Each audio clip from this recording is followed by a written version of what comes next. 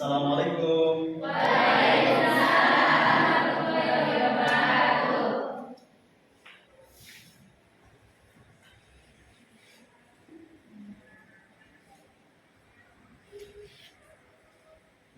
kabarnya hari ini? Alhamdulillahirabbil alamin wa bihi nasta'in ala umuri dunya wad din. Wassalatu wassalamu ala asyrafil anbiya'i wal mursalin. Amma ba'd. Alhamdulillah pada kesempatan yang berbahagia ini kita dipertemukan kembali. Walaupun ini pertemuan perdana kita ya. Kalau kemarin kalian ada di SMP kelas berapa? 9. Sekarang ada di SMK kelas 10. Alhamdulillah. Baik, walaupun ini perdana, apakah siap untuk belajar? Siap. Alhamdulillah. Baik, kalau siap kita akan berdoa terlebih dahulu. KM, siapkan untuk berdoa. Berdoa dimulai.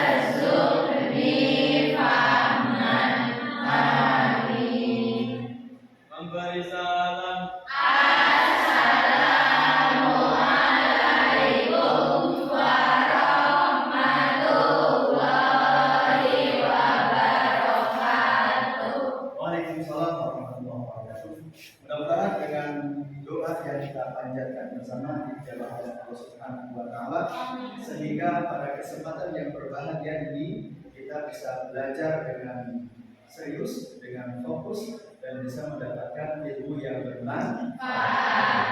Baik, supaya lebih semangat lagi, yang waktu SMP-nya aktif menghidupkan suasana di kelas siapa di kelas ini? Krisna, oke siap. Krisna silakan. Diminta kesediaannya untuk memberikan ice breaking supaya kita lebih semangat dalam menghadapi kesiapan belajar kita hari ini. Silakan Krisna maju. Ya, silakan berdiri supaya semangat semuanya.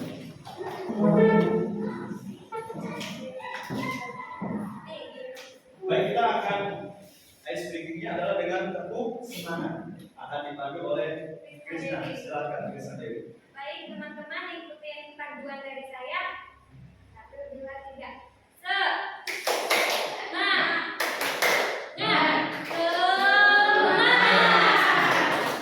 Baik, sekali lagi biar lebih semangat, masih belum fokus ya, masih belum on. Baik, Krisna dimulai lagi.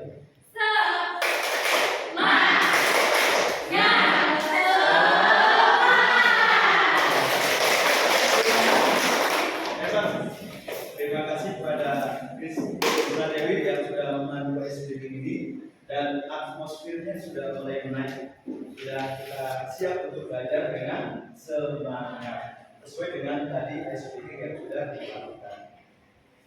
Sebelumnya saya akan cek kondisi kehadiran. Ada yang tidak masuk hari ini? Tidak ada, masuk semua. Ternyata kelas ini kelas yang hebat ya. Begitu awal pembelajaran tapi sudah semuanya masuk siap untuk belajar. Baik, kalau memang sudah siap, kita berarti akan membahas ke materi. Sekarang pelajaran PAI, Pendidikan Agama Islam. Tentu pendidikan agama Islam ini satu pelajaran yang tidak hanya ada di SMK, di SMP pun ada. Ketika SMP, ingat tidak pelajaran yang terakhir kalian pelajari di PAI ini? Ketika SMP apa? Sejarah peradaban Islam. Yang lain barangkali punya pelajaran yang lain karena sekolahnya berbeda asalnya. Sama saja ya, karena memang kurikulumnya sama, bukunya sama, gurunya beda, karena beda sekolah. Baik, dan sekarang membahas tentang sejarah peradaban Islam, kita di SMK ini dimulai dengan membahas Al-Quran dan Al-Hadis tentang kompetensi dalam kebaikan dan etos kerja. Untuk mulai selesainya dengan ini. Tujuan pembelajaran yang akan kita capai dari pembelajaran hari ini, yang pertama adalah setelah mempelajari bab 1 ini, siswa diharapkan kompeten dalam membaca, menghafal, dan menganalisis ayat dan hadis tentang kompetisi dalam kebaikan dan etos kerja, serta mampu menerapkannya dalam kehidupan sehari-hari. Sudah jelas tujuan pembelajarannya? Siap untuk mencapai tujuan itu? Siap. Kalau sudah siap, kita lanjut ke materi. Baik. Untuk materi hari ini diambil dari Quran surat Al-Maidah surat yang kelima ayat 48 tentang kompetisi dalam kebaikan. Yang bisa membacanya siapa namanya? Risma Duni. Baik, pada Ananda Risma dipersilakan untuk membaca. Yang lainnya menyimak baik-baik. Silakan Risma.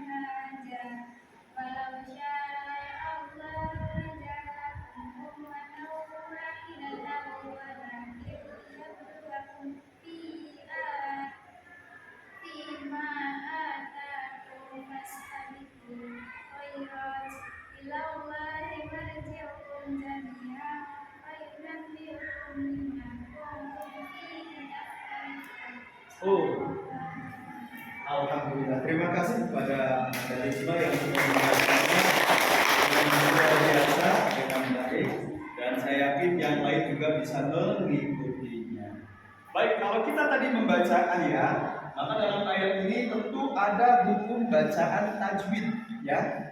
Baik, sekarang kita akan bahas.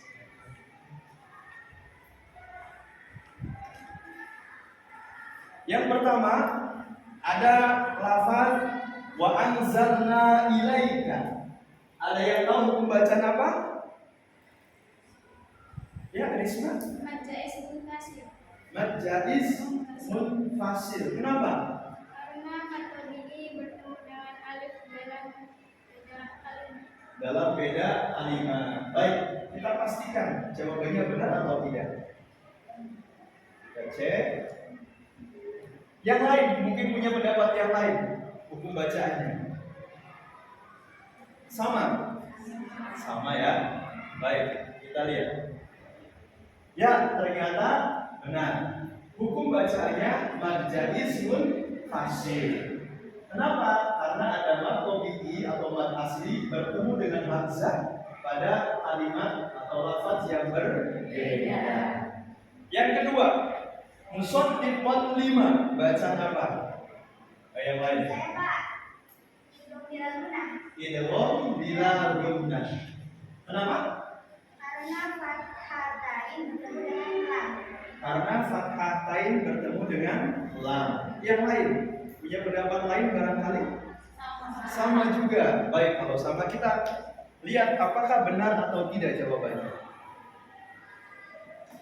Ya, ternyata benar. Hukum bacaan idgham bila gunnah. Alasannya ada fathah tanwin bertemu dengan huruf lam. Yang berikutnya, yang ketiga, wa muhaiminan alaihi. Saya Pak. Ya. Izhar. Kenapa izhar? Fathah tanwin bertemu dengan ain. Fathah tanwin bertemu dengan ain. Wa muhaiminan alaihi. Bacaan irhad. Apakah benar? Yang lain punya pendapat lain barangkali?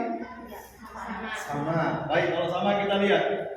Ya, ternyata benar juga. Yang keempat, amma ja'aka. Yang dimaksud adalah yang bergaris bawah, ja'aka, yang ada benderanya di atas. Hukum bacaan apa? Ja'aka. Saya Pak. Ya. Mad wajib mutasir. Mad wajib mutasir. Kenapa?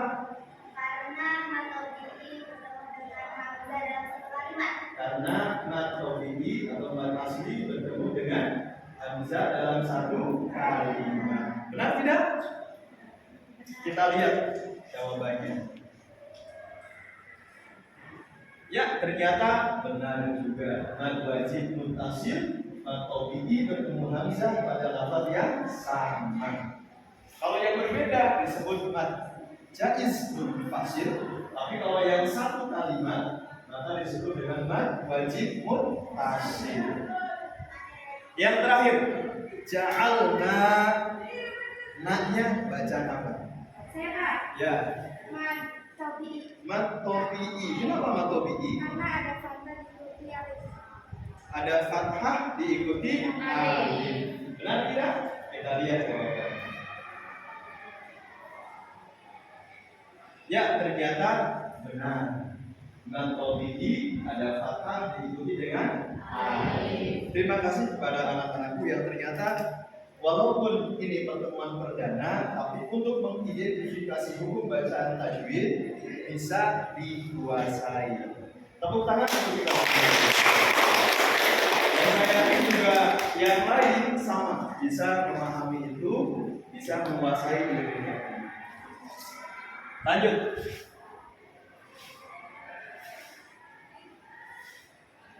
Terjemahan. Kalau tadi membaca ayat sudah, kemudian identifikasi hukum bacaan tajwid sudah. Nah, sekarang yang ketiga, menerjemahkan ayat. Siapa yang mau membaca terjemahannya? Ya, siapa namanya?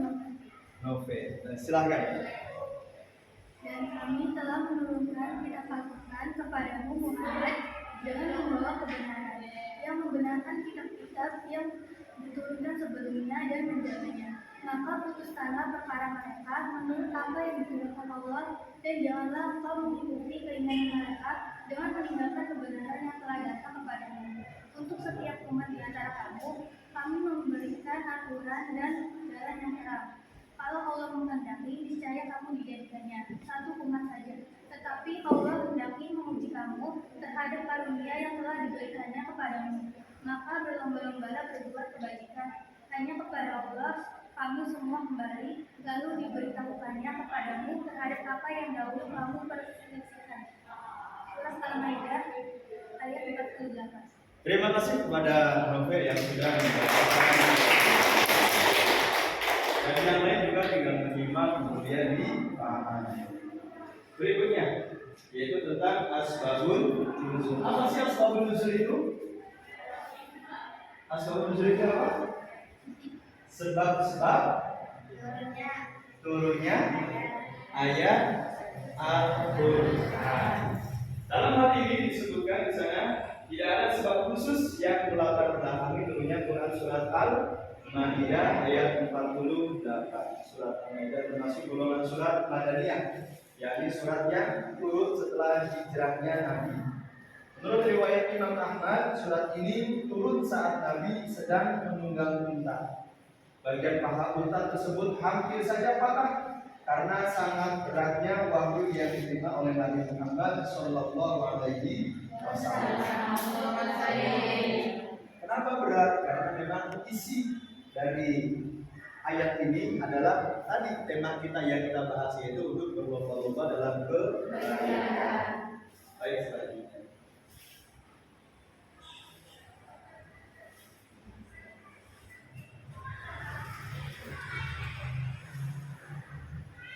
Adapun tafsiran dari ayat yang tadi dibahas,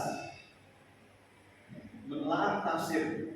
Di sini di materi ini di bukunya referensinya mengambil dari pendapat Tafsir Al-Misbah. Al-Misbah itu tafsir karya siapa? Ada yang tahu? M. Quraish Shihab. Ya. Itu diambil kemudian inti dari materi yang dibahas ini ada di sini. Nanti kalian tinggal pahami. Ini sesuatu yang mudah dibaca dan dipahami. Kenapa? Sudah menggunakan bahasa kita. Intinya yang pertama, Al-Quran diturunkan oleh Allah Subhanahu wa Ta'ala dengan hak, yakni hak dalam kandungannya, cara turunnya maupun yang mengantarkan turun Al-Quran itu sendiri. Yaitu siapa yang membawa Al-Quran kepada Nabi Muhammad? Malaikat Jibril, malaikat yang bertugas membawa wahyu atau menyampaikan wahyu. Yang kedua, kitab Al-Quran berfungsi membenarkan kitab-kitab sebelumnya. Jadi kitab-kitab sebelumnya juga dibenarkan oleh Al-Quran.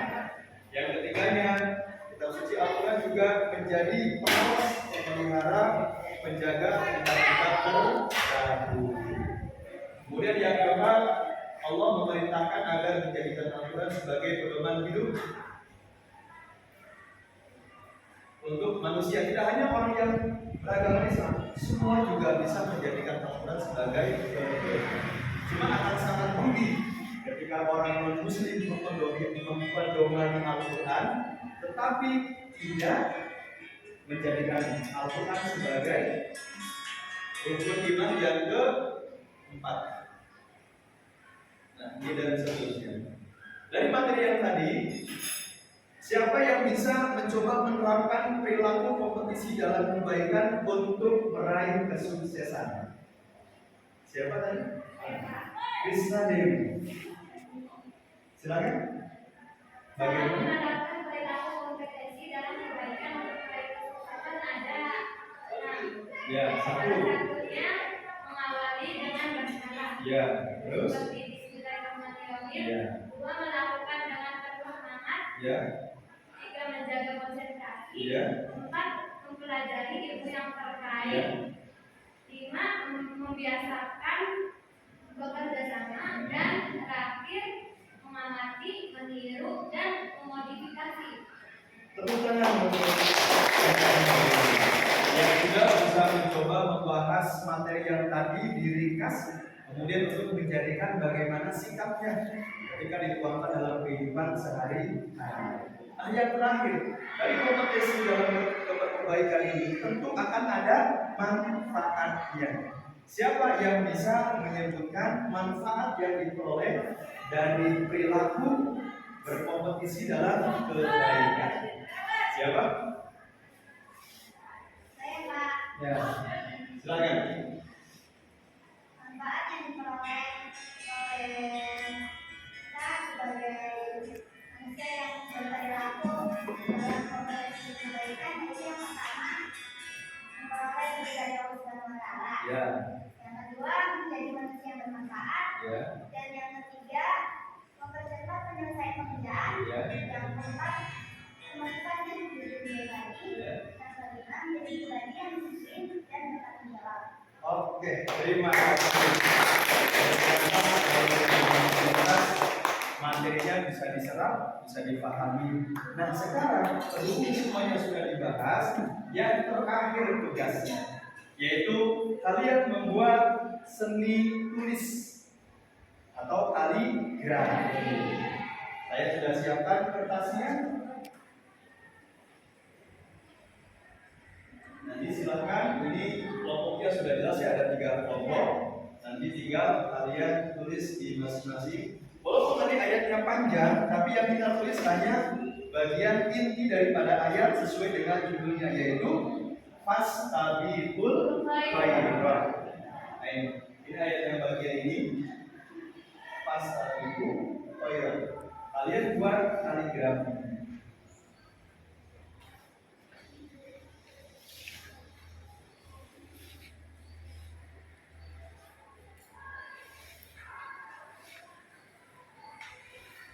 Jadi nanti dari setiap kelompok bisa mewakili siapa yang tulisannya bagus yang untuk dikumpulkan.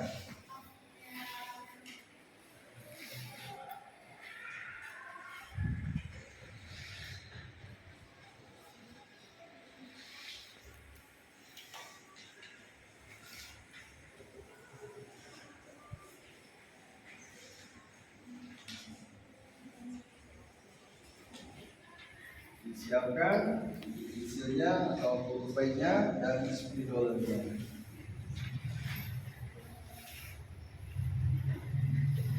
Silakan dibuat tadi tulisan Astabibul Khairat yang artinya berlomba-lomba dalam kebaikan.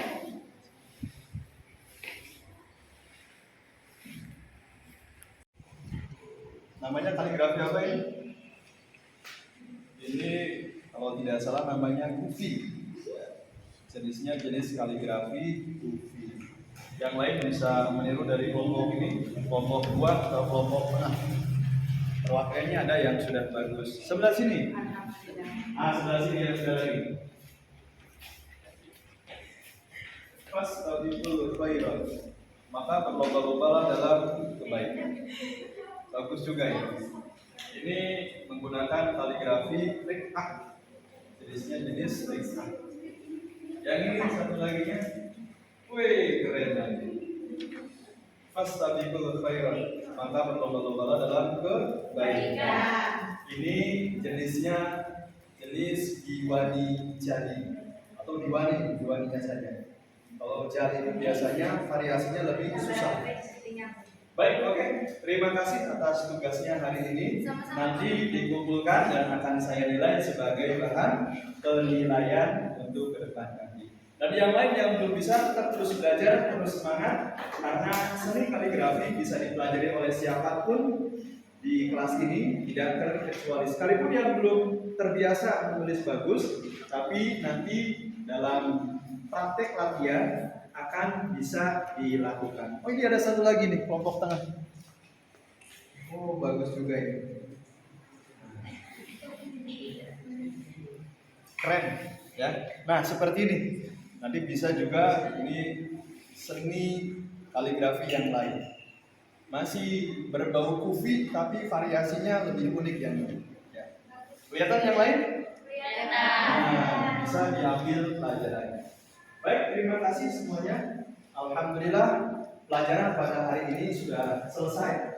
Tadi kesimpulan sudah disampaikan, maka kita cukupkan pertemuan kali ini dengan sama-sama berdoa setelah ini, dan di pertemuan mendatang mudah-mudahan bisa lebih siap lagi, bisa lebih semangat lagi untuk belajar, sehingga ilmu yang didapatkan benar-benar bisa dipahami dan bisa diamalkan sebagai pedoman hidup kita ke depan. Amin. Baik, untuk ketua kelas siapkan untuk berdoa untuk hari ini dengan berdoa. Berdoa dimulai.